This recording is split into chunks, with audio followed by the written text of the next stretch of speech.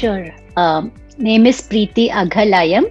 The Aghalayam is important because it's a small place in Karnataka. The word translates to the land of no sin. And actually, it's a small village where my father's family is from. We barely have anyone over there, but dad was very fond of the place, so he decided to give us that as a last name. Uh, Born and brought up in Mysore, this with a very small town kind of experience growing up. My entire family is more or less academics. Dad was a professor in chemistry in Mysore. Mum used to teach linguistics off and on, and she did a PhD during my school years. My grandfather was a famous historian in the British era and a little bit beyond as well in Mysore. And most of my, at least on my father's side of the family, most are teachers. Actually, also on my mother's side, most are teachers in various forms. So to me, getting into an academic profession was almost a certain thing through my schooling years. That's really what I wanted to do. I was. It's hard to be modest in a situation like this, but I was pretty good, especially in math and in science and so on. So in my 12th, I think I wrote the engineering entrance exam for the state, and I stood second in the state in that, and also generally did well in school. Fair bit of a geek. I used to love studying. I still do. I love writing down equations, solving them, and stuff like that. And then I wrote the entrance exam for IIT.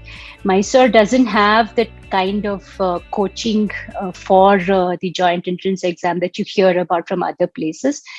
Even now, I think it is a little bit like that. But back in the 90s, early 90s, which is when I wrote it, that it didn't have that culture.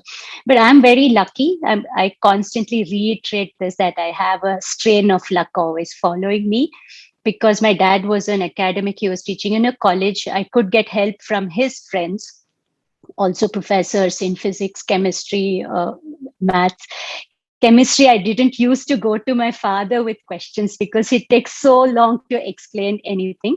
But I had help from his colleagues for sure. And so I did pass the IIT entrance exam, and I did my undergraduate studies at IIT Madras. I have a passion for teaching. I really, I love math also, but I also love teaching. And I had a few opportunities already when I was growing up. My younger cousins and others who would pop in, and their parents would shove them and say, "Here, Preeti." My sister Jyoti as well. Both of us, they will teach you. They're very good in math and so on. So I used to like that, and I used to find that I was good in being able to, take something in the younger child's textbook and creatively express it so it would appeal to him or her. I remember one instance where a young cousin of mine, he was just into cricket. He was just nuts about cricket.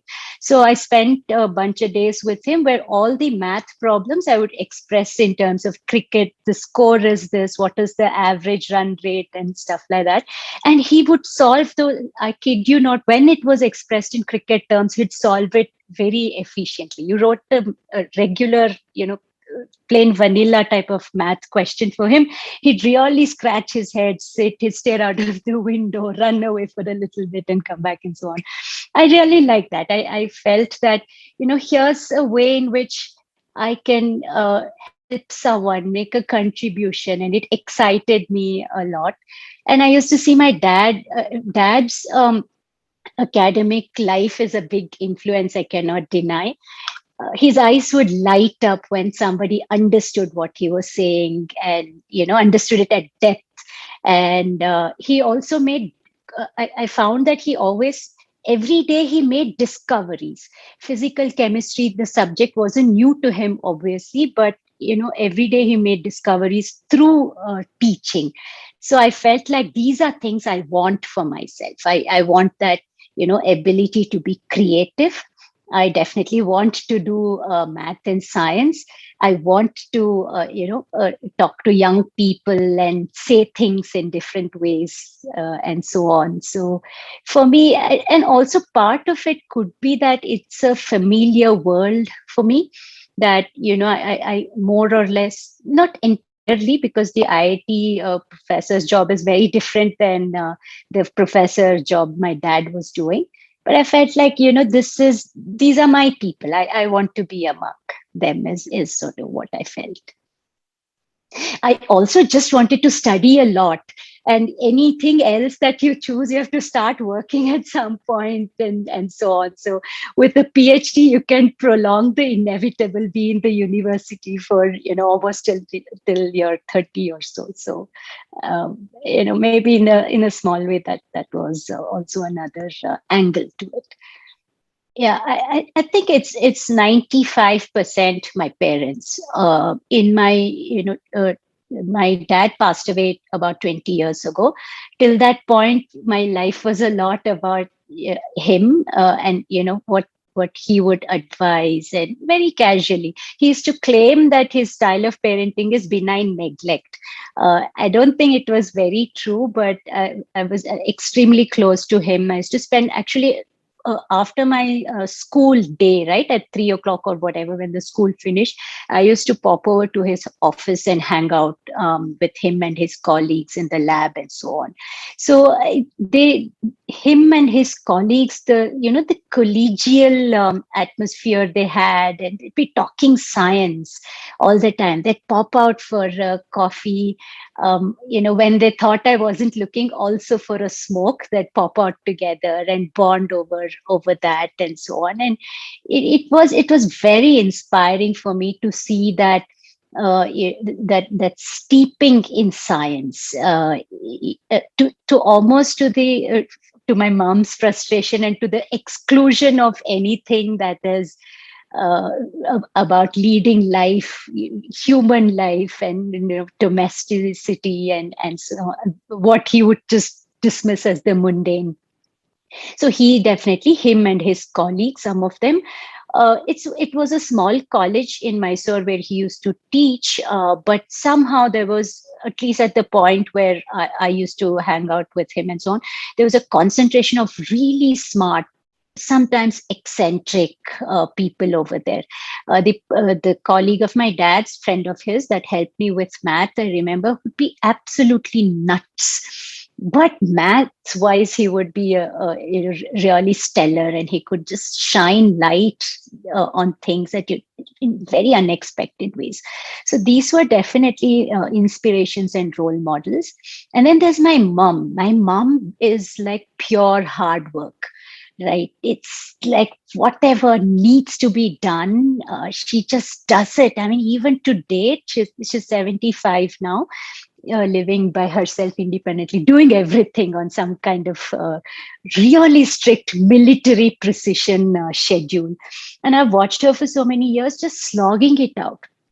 I remember she did her PhD when she was in her 40s, early 40s, which means that I was in school, middle, high school, etc. And she had a full set of domestic things to do, to look after us. I'm sometimes a little ashamed that I didn't help her more. I don't think my sister helped her much more either. My sister's 3 years older than me. But I used to watch her. Sometimes I'd wake up in the middle of the night, to use the restroom or something, and she'd be working on her notes and her thesis and so on at 2 in the morning. And that's because that's the time she had after the whole day of everything, field work that she had, because she did her PhD is in social sciences, lot of field work, walking around, talking to people, recording things and so on, and then transcribing that late at night after dinner, after we had all gone to bed and so on. And almost every day she'd slog like that. And in actually, on think reflecting upon it in recent years, I think she's proved to be a bigger inspiration and role model to me than my dad. Although dad was very much in the same, in terms of a formal profession, role, and career, that I'm following in his footsteps a lot more. There were other influences among my family, just aunts and so on, that were so just empathetic and always looking out for me or others in the family, and just, even to the exclusion of their own comfort and so on. So maybe in bits and pieces like that, but a large part of my inspiration comes from my parents, I have to say. Sure. Little is difficult, but I'll try to sort of keep it brief. Compared to my dad as a professor, I have lots of things going on in my life. It's really packed. At the moment, I've been a full professor for, I think, 7 years or so now. And I started my career as assistant professor about, I think, 20 years ago now. And the evolution has been, so we have teaching, research, administration / leadership, all of these. And as we progress in this journey, it's likely that the third one, that is admin and leadership, takes over a fair bit. So I teach a couple of courses a year. I just wound up, last week, I wound up teaching my class. And just to give you an illustration of it, I had 120 uh, first year chemical engineering undergraduates in my class, and I taught a required course for them. Extremely hectic, several classes a week. And because I wanted to be interactive, I include a lot of game based learning. And in fact, I design games and share it with them. Not for evaluation, but just for them to learn in a more fun way and so on. So there is a lot of teaching, definitely. And although these are courses, simple courses, for at least for me, who has studied these for a long time at this point, I do prepare incessantly for it. Every time I teach, I make sure that it's something new. I don't recycle my notes at all.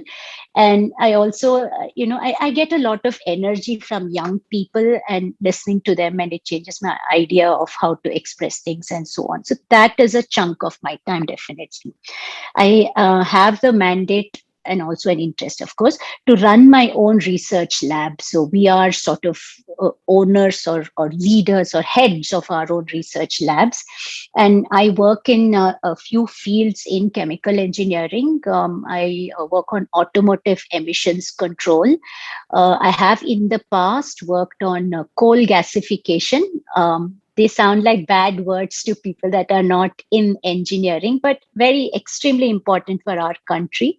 And also currently I'm head of a large team of faculty looking at ways to work with carbon dioxide, how to reduce carbon dioxide, how to maybe use carbon dioxide that is emitted and make value added chemicals, as we call it, from it, how to store carbon dioxide sustainably for longer terms and so on. So this is called CCUS in our language. So I'm head of the CCUS lab at this point of time. In administration, I'm currently working in the Office of Global Engagement. In fact, this is the reason I'm here in Kathmandu. We are exploring opportunities for internationalization of IIT Madras. That means our presence in foreign countries, and also international students and faculty being in short, long-term positions in IIT Madras.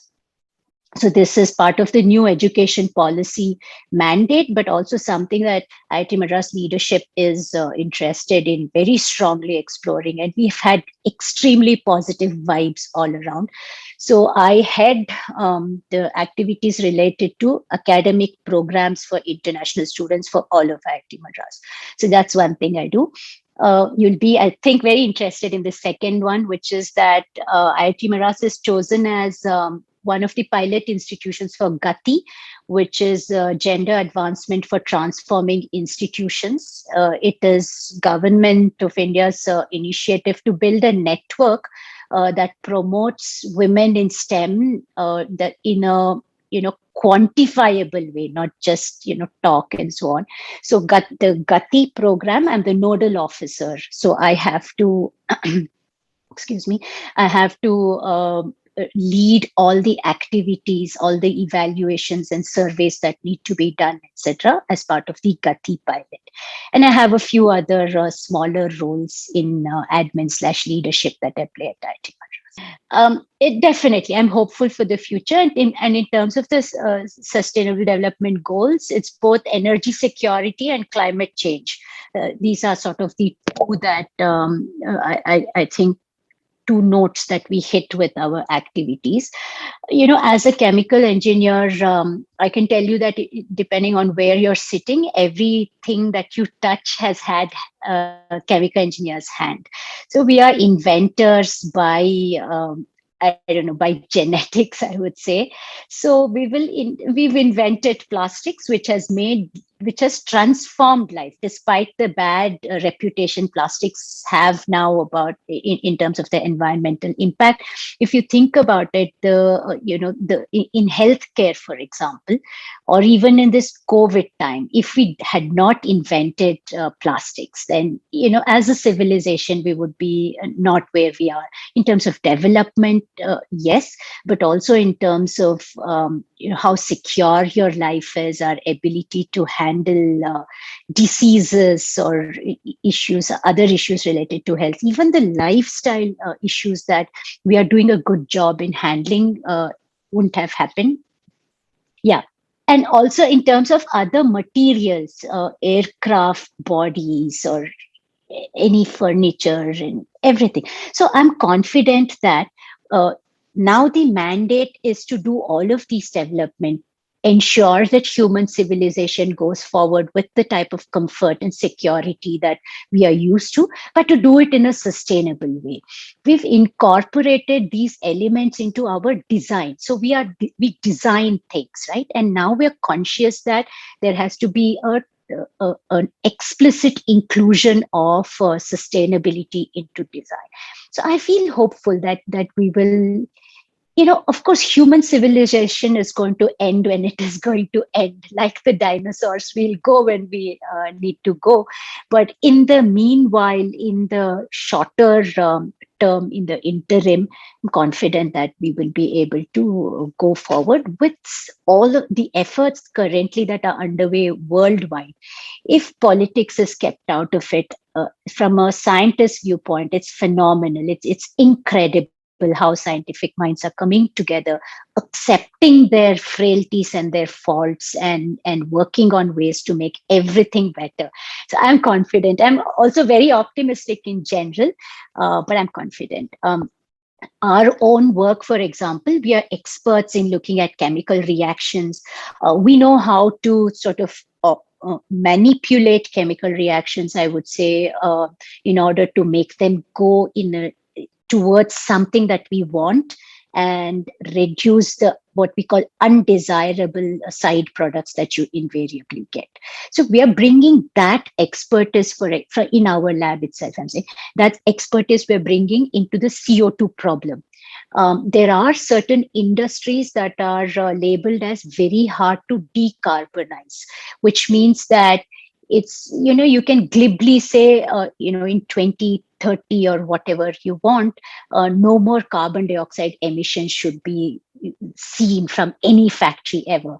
But you're not going to have steel. You're going to shut down steel industry. You're going to shut down cement industry. And as you can imagine, that's not possible. So these kind of industries, which are very hard to decarbonize, we're working on ways that we can do something with the emitted carbon dioxide so that it doesn't harm the environment in the way that it is at the moment. And many strides have already been taken, and we'll probably we'll drop one bit of water into that ocean. So yes, I think I'm confident and optimistic about what we can do. First of all, I'll acknowledge a colleague of mine, Karthik Vaidyanathan. It was his idea that, he sort of planted it in my head a few years ago. I was doing little bits and pieces of it, so although I hadn't formally called it anything like this in my head. um, okay, frankly, I'd get bored lecturing, right? And you have to lecture about some really dense things 4 hours a week. It sounds like not much from, I'm sure, from a outsider's perspective, but it's very dense, and it's very, it occupies a lot of brain. So I'd get bored. So I'd try at least every fourth thing to do something, so whatever, just something interactive, something where they speak more than I speak. So I remember a couple of things that I did. One was, I don't know how much you know about this, but let me give it a shot. So, there are three axes in a three-dimensional object. There's an X, Y, and a Z axis. And there's one concept in chemical engineering which talks about torques. Mm, so actually, it was what I was teaching. It was a basic undergraduate course, so nothing very complicated. But I needed them to think in three dimensions, right? Which is always, you can visualize. We think, oh, just visualize this and so on, or draw it in two dimensions and then work it out, two axis by two axis, etc. I said, okay, this is not fun. I used to do a lot of origami when I was young, and I still remembered how to take a square piece of paper and make it into a cube. Okay. And then obviously the sides, three sides, you can draw your X, Y, and Z axis. So I said, what's the big deal? Here's pieces of paper, gave it to 100 people class, by the way. Said, let's do some origami. It was amazing how a bunch of really smart IITians don't know to do a mountain fold. They're like, ma'am, this is not aligning. The edges are not aligning. But it was really fun. Some of them got it, and I think my cool quotient went up a lot, because like, wow, she can paper fold and make a cube like this in class, and like that. So I taught them how to make the cube.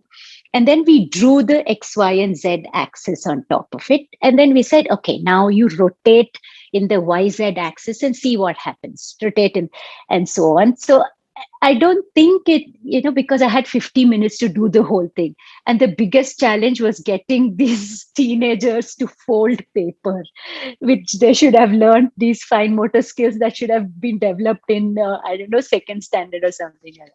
But I had fun with it. And then I was thinking about how to do things like this. So I just throw a crossword at them sometime instead of a tutorial. Tutorial doing the same problem solving is boring for me. That was sort of how I was thinking about it in a very selfish way. Then this colleague of mine came along, and he runs an initiative called Play to Learn. And his whole shtick is that it's really boring if you have to learn in the traditional way, and you have to play wherever. If you're in corporate, if you're in high school, if you're in college, you have to play and then get the learning from that playing. And also there is, when you learn from games, there's the fail safe aspect, which is critical, because so much of stress on young people at this point of time. And then, so the stress-free thing is very appealing, and you can repeatedly play and learn without getting really bored of it.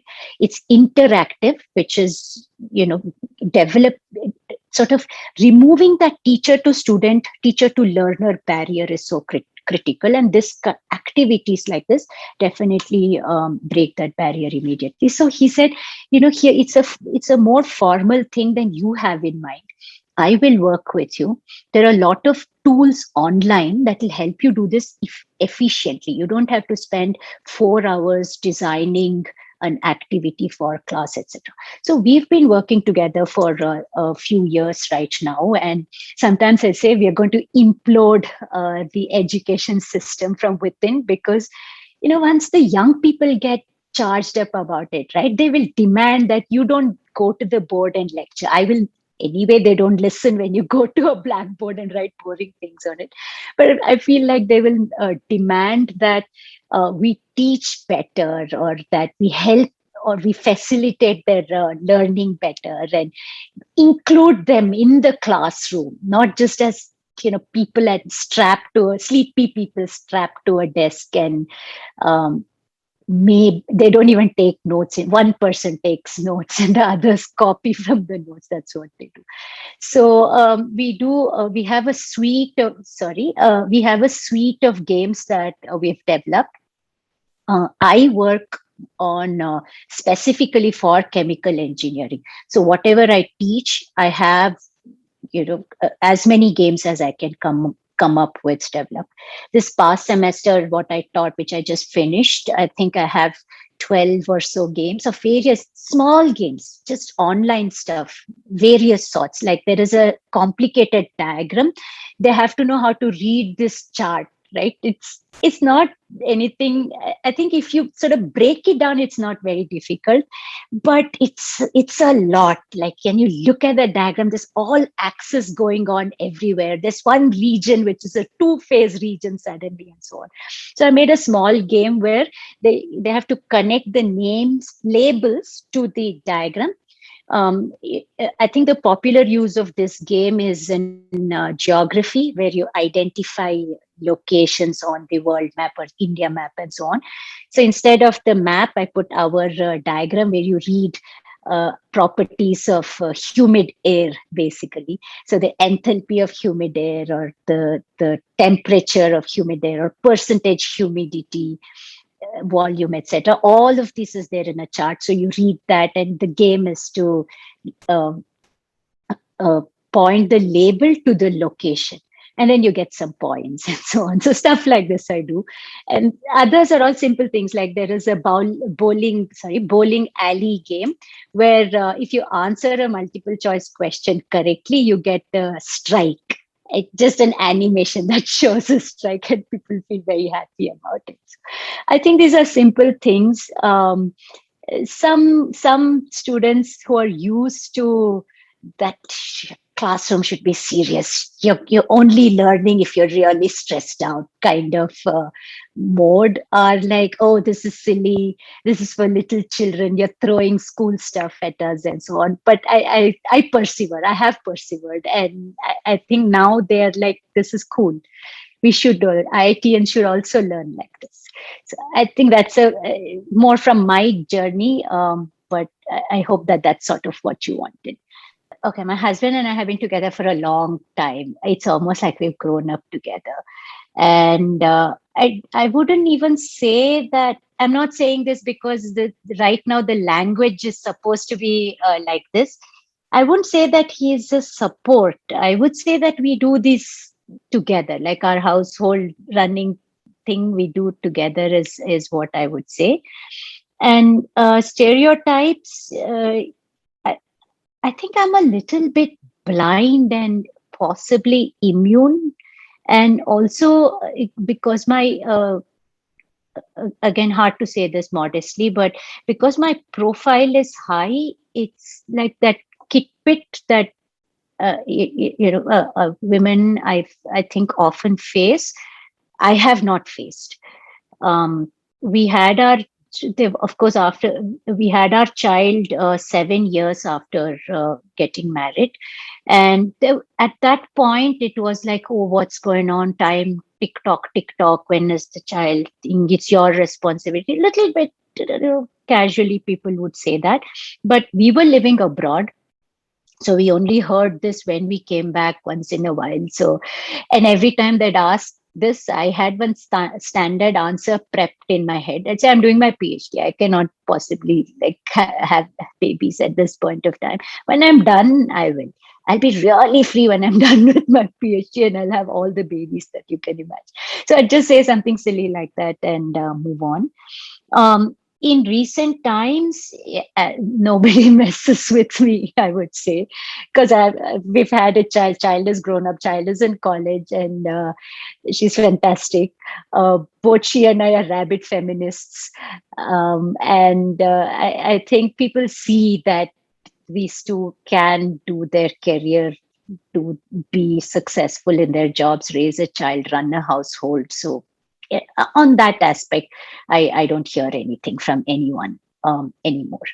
At work, also, I think the shelter of academics is definitely that you're your own boss in a sense. So you step on and off things as you wish. You don't want to do much research, or you want to keep your research sort of uh, on low boil. Nobody really bothers. Your jobs are permanent. And you have to really mess up in order to get fired. So your salary is coming in anyhow. So if you don't want to take up something, you don't is how it works for us. But I do want to take up a lot of things, and I do. So sometimes when I stick my neck out, maybe a little bit initially in my career. For example, I have fought. No, I don't fight in an aggressive way, but I managed to get changes for sure. They would write Professor XYZ for the male and Professor Mrs. Preeti Aghalayam for me. I'd be like, this makes no sense. Okay. For me, it's even all right because I'm married. But there's a colleague of mine. She's not, she's single. Why would you ploink that Mrs. on top of her name when she's single without recognizing that she's single? And second, when you don't do it for the male counterpart. Okay, so this would really irritate me, and many of us it irritated. We are a minority. We are 10% women faculty at IIT Madras, and you'll speak, I think, to my other colleagues. They'll tell you the same as well. So, but now they are more conscious of it. But even recently, women staff, right, from the desk clerks and so on, will address me as dear sir and write a whole long email. I'll write right back to them saying, you know me. We are in India, we are in Chennai. Name is Preeti. Even if you didn't know me, you can have half an inclination that this is a female and I shouldn't say, or just say ma'am slash sir. So I sort of gently do nudge them into saying that. Sometimes they get pissed off saying this is a form letter, I copy paste, etc. I say, no, I try hard. I have just, these days I just push it and I said, no, it's fine. It's a form letter, you're copy pasting, but you can make this one or change the form letter itself. So stuff like that. Chairman of a committee. Right, we are very, so would you like to be the chairman of a committee, ma'am? No, I would not like to be the chairman of the committee. Why, ma'am? It's a great opportunity. It is, but I don't want to be a chairman. So things like this. But on the when you face it, it's really irritating because you feel like I'm not there in your head. You're looking at me and I'm not a person to you. I don't matter. That's sort of the text that goes on in your head. But I would say that all things considered, these are fixable problems. Our community is they're not harsh or so fixed in their heads that if I ask them to change, they won't do it. And so I think by and large, I would say that I've floated, I've floated above some of these things, which is not to say that the place is really awesome and that it's really gender equal and we're fantastic, etc. I know plenty of things that go on below this level that I'm floating at, and efforts are on to fix as much of that as possible. Yes, one of the efforts is definitely on improving our numbers. It's not so easy. The government directives are helping us with the undergraduate numbers. So our undergraduate was also very poor. In my time when I studied at IIT Madras, we were maybe 8% women, and organically we may have grown to 10%, and that's it. But government policy came in at the JE entrance level. I think it's a sad sort of name. It's called the supernumerary numbers. So the extra women are put into undergraduate classes is what it seems like. But I won't complain because it's really pulled up the undergraduate women numbers to, I think it's at 20% right now, which is a big jump. And I'm hopeful that further change will happen organically. Our grad student population is very good at 25%. We faculty is the one that is poor, and we have many ideas in mind. One is sort of targeted outreach, not quotas particularly, but targeted outreach, because there are several good women candidates. We'll outreach to them. We'll also we are improving the lived experience for sure in several ways. All the standard measures in terms of creche facilities and little flexibility, and addressing the two body, not pretending like the two body problem doesn't exist. Not going to do that anymore, and so on. Admin two body problem is when you don't acknowledge that if both husband and wife don't get jobs in the same place, you're going to lose one of them, more likely the woman. Recognizing that in some way, working on that. Lived experience, improving it, and conveying that IIT Madras is mindfully working on the lived experience of their women faculty, staff, and students. Standing up and committing to that. Some of vaguely, these are some of the things. Tangibly, also there'll be things that we'll be taking. The women research scholars are just fantastic. There's this woman that's invented an electrode that will hopefully be a low-cost replacement for the lithium ion in batteries and so on. And it's local, it's based on iron, and we don't have to depend on China for supplies and so on. Brilliant. But so sort of, not the most outspoken of people. So I think you're right, and Varsha is right, that finding a way of without, this is something that I'm saying of late, dulling their shine, right?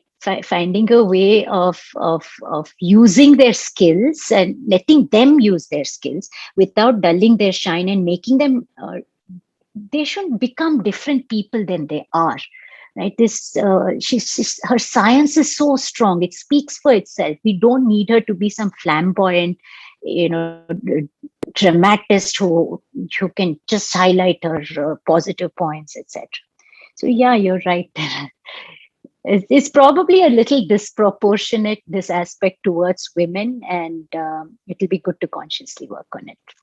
In general, not just for me, but for all younger people as well, I would say being your authentic self is the most important thing. Don't let anyone veer you from that path. Because we talk a lot about mentoring, and we think we are doing a great job mentoring a young person. We know so much, we are so successful, let's take this young person and mentor the heck out of them.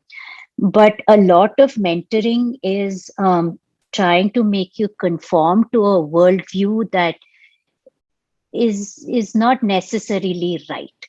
So I do frequently tell young people, men and women, that they're unique and they're awesome as they are. I think that people are just lovely if you just let them be. So we have to recognize that about ourselves and always be our authentic self. This is not to say that I've been inauthentic, but I've been worried about all the pushes for me to be different, like to date, people will come up, and they feel free to come up and tell me, you don't look like a professor. So if when I was younger, I'm like, I have to figure out how to look like a professor. Now I say, no, this is me. I am a professor, and this is my authentic self. And if your idea of what a professor should be doesn't include me, that's not my problem. So stuff like that. And the second thing, I did write down a little bit about this, so I'll go with that. Second thing is always be mindful of choices you make. This is something that my husband and I are, I think we are good at that. Every step is very carefully evaluated. Of course, at the end of it, we always go with heart, like set aside brain, go with heart. Always we've done that. But I think that the process of evaluating the choice it's an important journey for your brain to make. So I would say do that. And then the third thing I've written down is always wake up full of beans. Exercise first and foremost. I do sleep a fair bit. I'll admit to you that I don't know if you can see dark circles right now, but past month has been a little stressful. So my sleep is, I don't know why, but my sleep is a little off. But otherwise, I sleep very deeply, 7 hours a day, usually. Early to bed. I'm a super geek. Early to bed, early to rise. Wake up immediately, exercise. I run. I'm a marathoner. At least I used to run marathons till a couple of years ago, but I still do run a few times a week, three times a week or so, 5 to 10 kilometers every time. I strength train. I think it's super important for women to strength train, and I love that I've gotten on this journey of strength training, and it feels really amazing. And by the way, today is my 48th birthday. So I woke up today, went to the gym, and I said, I remember several, maybe a decade to something like that ago, I don't remember exactly. Madonna, when she turned 50, I looked at her and said, when I'm 50, I want to make sure that I'm, as cool as her. Close, I think, but I don't know, in my own professor kind of way. So exercise is definitely important. Self-care, sleeping early, waking up early, also reading. I read indiscriminately. Fiction. I know it's very uncool these days to say I don't read non-fiction, but I don't read non-fiction. I read Indian authors, women.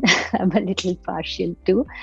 But I also love British authors. The wry British humor is something I like. I like the it's dependent a little bit on mood. The Agatha Christie like murder kind of things, not very gruesome, but not very graphic, but stuff like that. Makes you think a little bit, kind of murder mysteries for sure. I read. Sometimes I read a little bit of chick lit as well. What you would call chick lit. I don't know if it's politically correct to call it chick lit, but I think it's okay. I don't mind. I will say chick lit, and I like chick lit.